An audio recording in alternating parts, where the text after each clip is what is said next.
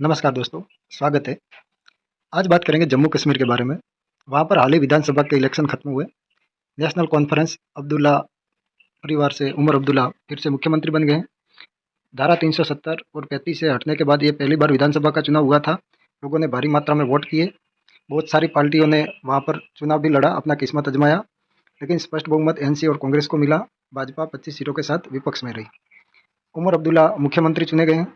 उन्होंने चार्ज भी ले लिया, शपथ भी ले ली और अब वो जम्मू कश्मीर के चीफ मिनिस्टर हैं।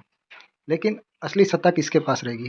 क्योंकि आप भी मेरे चैनल पर जुड़ जाइए। मेरी पुरानी चैनल बंद हो चुकी है, तो कृपया इस चैनल को सब्सक्राइब करके मुझे सपोर्ट कीजिए। आप सभी का धन्यवाद। चलो मुद्दे पे आते हैं।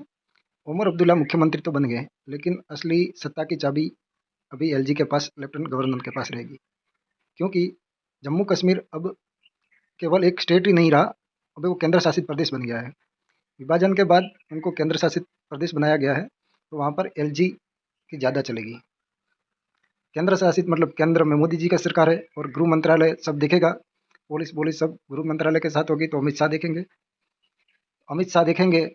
सुरक्षा का मुद्दा हो चाहे अन्य आपसी मुद्दे हो, वो केंद्र सरकार देखेगी।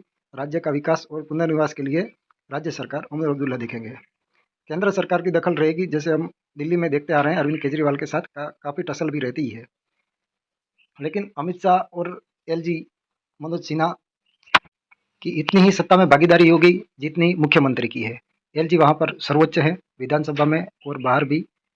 विधानसभा में आपने देखा होगा अभी खासा माहौल भी गर्मा गया है। 2 दिवसीय विधानसभा सत्र में भी बहुत हंगामा हुआ, लात घुसे भी चले, क्योंकि एनसी, कांग्रेस और सारे विपक्ष दलों ने मिलकर 370 और 35A के विरोध में एक सुझाव लाया था और बोला था कि उनको निकाल दे और पूर्ण राज्य बना दे। ये लोग मांग किससे रहे हैं? जिन्होंने 35 को हटाया, वो मोदी ने और अमित शाह ने हटाया, वही थोड़े फिर से लागू करेंगे। ये मूर्खाई वाला काम है, लेकिन फिर भी कुछ कर रहे हैं ऐसा दिखाने के लिए ये सब राजनीति में करना ही पड़ता है। खैर वो बात अलग है, उनको छोड़ो। क्योंकि विधानसभा में भारी बहुमत एनसी के पास ही है, लेकिन सुरक्षा जैसे मुद्दों को एलजी संभालेंगे और केंद्र सरकार ही चलाएगा। वहाँ पर बॉर्डर स्टेट होने की वजह से आर्मी भी बहुत सचेत रहना पड़ता है, क्योंकि कई बार आतंकवादी हमले और कई टारगेट किलिंग भी होते हैं। आर्मी को बहुत मुस्तैदी पे रहना पड़ता है।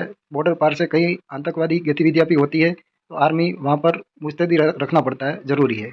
मनोज सिन्हा वो अच्छे से चला सकते हैं, उनको पता है, इसलिए केंद्र सरकार ने और राष्ट्रपति ने वहाँ का लेफ्टिनेंट गवर्नर चुना गया है, एलजी के तौर पे वहाँ उनको तैनात किया है।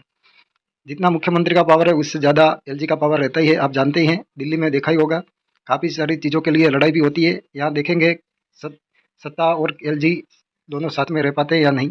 अमित शाह गाइड करेंगे सुरक्षा के मामले, गृह मंत्री होने के नाते उनके पास ही है। मनोज सिन्हा ऐसे कई मामले हैं, तो उनको लगता है तो कैबिनेट के वो चाहे मुख्यमंत्री को फैसले को वो केंद्र सरकार को भेज सकते हैं और विचार के उसको असहमति भी जाहिर कर सकते हैं। वो अमित शाह सब देख लेंगे, गृह मंत्री अमित शाह होने की वजह से।